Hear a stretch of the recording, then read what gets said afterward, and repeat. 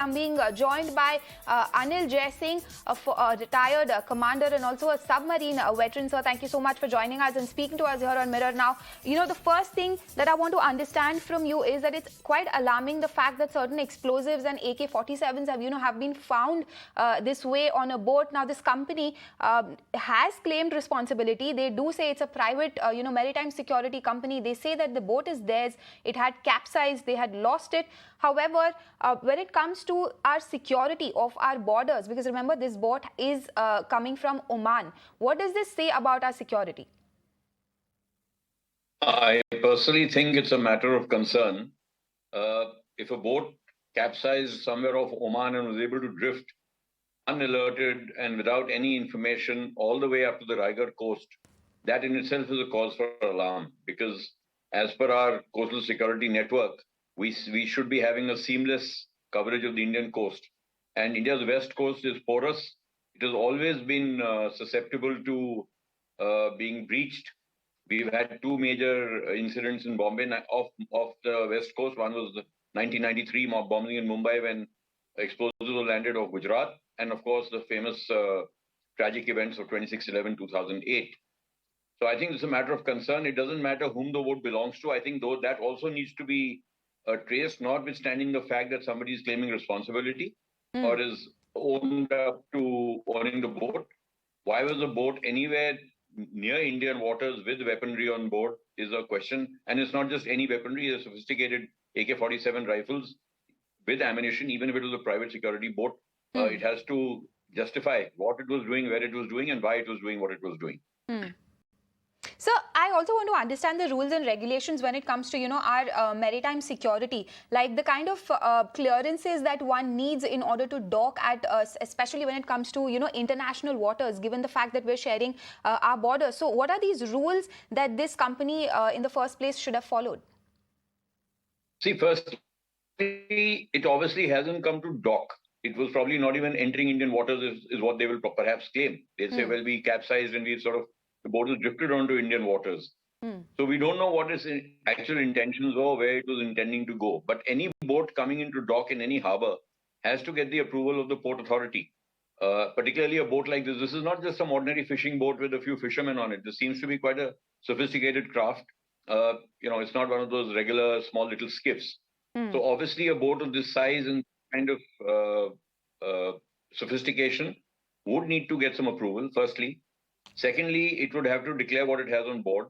But more important is that if any such boat does come in, it should have been tracked by somebody somewhere, by the Coast Guard or by, as per our new coastal security network, which we established after the Mumbai attacks. We not only energized the Coast Guard and the Navy and the Marine Police and a lot of other agencies, the revenue people, etc.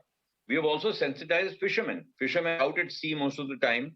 We sensitize them that if you see anything untoward, if you see anything which does not resemble what you've seen before or is not from your part of the world, please do inform the authorities. Let the authorities go and investigate. But here, I think what is most worrying is that an unmanned boat, capsized, half broken, is able to drift all the way from wherever it is drifted onto a coast without having been monitored by anybody at all. So just to play the devil's advocate here, is it, normal to find explosives and such sophisticated weapons on the boat of a private, maritime security firm? Well, I suppose they will try and justify it, saying that, they were on their official weapons. Are they licensed or not licensed? If there's a company which is claiming that it belongs to them, then the antecedents of these weapons, where they came from, are they licensed? What was the purpose they're going to be used from? Those questions should be asked, and let us see what sort of responses we get from them. Because this is not something that happens usually, that a boat lands up somewhere off a coast with sophisticated weapons like AK-47s and ammunition on board. It's an unusual occurrence at any time. So my apologies. I'll have to butt in here. We have a reaction coming in from the Deputy Chief Minister. तसेच बोटीशी संबंधित कागदपत्रे मिळून आली. ही घटना निदर्शनास आल्यानंतर तात्काळ किनारपट्टीवर नाकाबंदीचे आदेश देण्यात आले आणि हाय अलर्ट जारी करण्यात आले. याबाबत तात्काळ भारतीय कोस्ट गार्ड व इतर संबंधित यंत्रणांनाही कल्पना देण्यात आली. आतापर्यंत प्राप्त झालेल्या माहितीनुसार सदर बोटीचे नाव लेडी हान असून तिची मालकी ऑस्ट्रेलियन नागरिक हाना लॉन्डर्स गन या महिलेची आहे.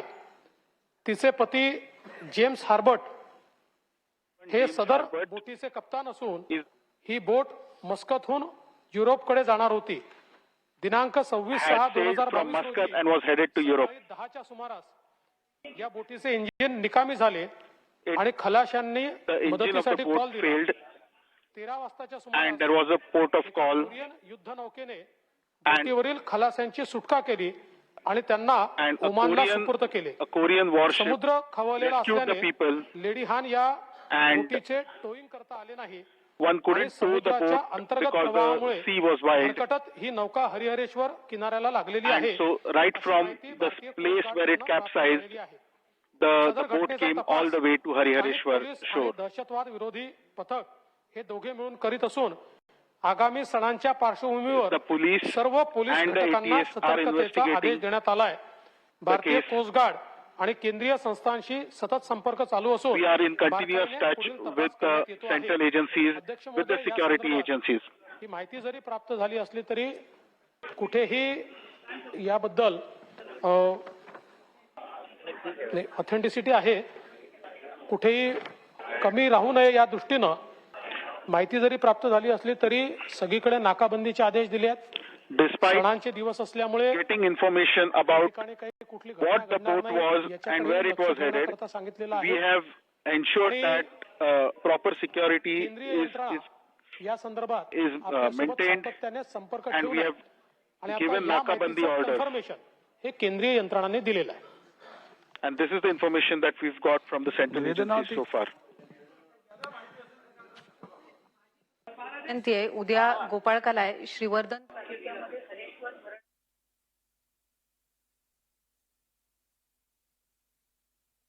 Minister Devendra Fadnavis there explaining what exactly has happened here. Now he says that this boat was headed to Europe from Muscat. The engine of this boat failed and as a result it then drifted away into the Indian waters. I want to go back to Anil Jaising. Sir, this is exactly what we were discussing, that even if the boat has crossed waters, it has drifted away into Indian waters, but there is some role that the Coast Guard and the Marine Police should have played. Now obviously there is no clarity on whether or not the authorities were informed about it. The Deputy Chief Minister there says that they are investigating the matter and they're taking all necessary precautions.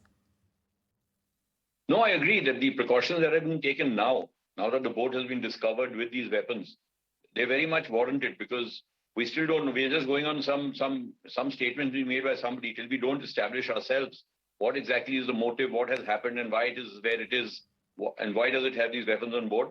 Every precaution will have to be taken. We can't afford to be caught flat-footed. Now that we have intercepted the boat, or we've not really intercepted it, but that we've discovered it.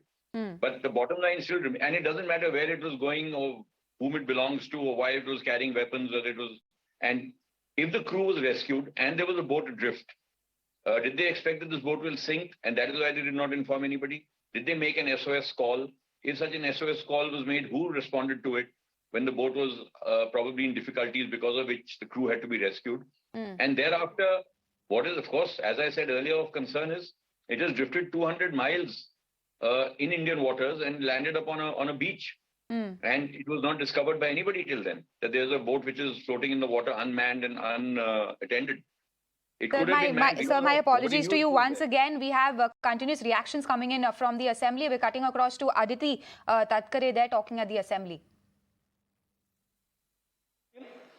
आणि पूर्ण काळजी त्या ठिकाणी घेतली जाईल. ATS देखील त्या ठिकाणी लक्ष घालताय आणि आवश्यक असेल तर ऍडिशनल फोर्स देखील त्या ठिकाणी दिला जाईल. अबॅन्डन्ड कॉशन म्हणून ज्या ज्या काही गोष्टी करण्याच्या जी आवश्यकता आहे त्या सगळ्या केल्या जातात. भुजबळ साहेब. अध्यक्ष महोदय, ह्या वर्तमानपत्रात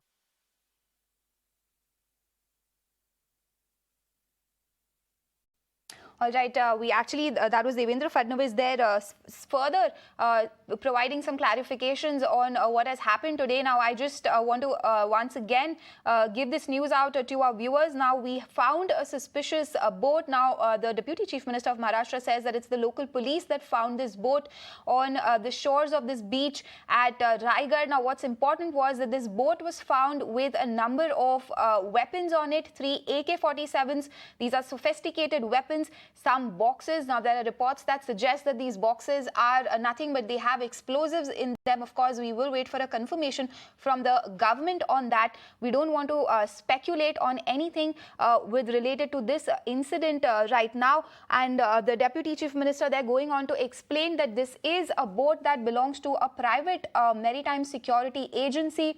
It was on its way to Europe from Muscat. So the journey was from Muscat to Europe. However, midway, the engine of this boat failed. The people who were occupying this boat, they were then rescued. However, and the boat then drifted away into Indian waters and then was found by the local Raigad police there on this beach. But however, while that explanation is coming in from the government, there are a lot of unanswered questions. I'd like to go back to Anil Jaising.